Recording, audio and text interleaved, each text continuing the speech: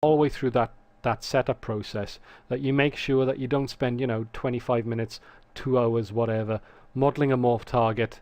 Go back to the original object, pick it as a morph target, and either Max will refuse to pick it, or by a miracle you get it to have the same number of vertices as the original, and then you pick it as a target, and you find that the topology's changed radically, and all of a sudden your head's exploding all over the place, and it looks like a really bad accident. So those are two examples of the real world implications of topological dependency. As you can see, it's a really important thing to take account of in your workflow. And it's something that you should become familiar with. The order that you put modifiers in, what each modifiers do. It is actually quite important to find out what each modifier does and if it's topologically sensitive, and also is it topologically radical. Is it the kind of modifier that will actually change the topology a lot? Because if it is, it can cause things to go completely crazy from that point on in the stack.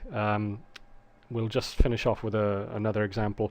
If we went back to our stack object, our teapot, and I added another modifier in here. I'll just turn off stack result.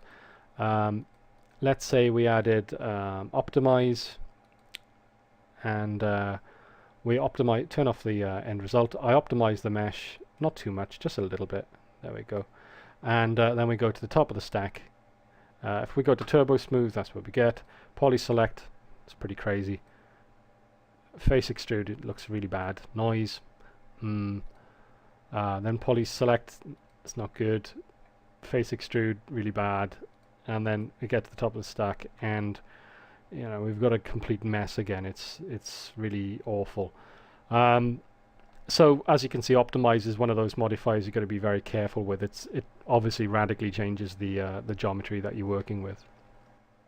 Okay, let's finish off here and move on to the next chapter, where we have a look at how we can actually work with the stack and use it as a freeing up tool, which allows us to actually experiment with what we're doing with little or no risk.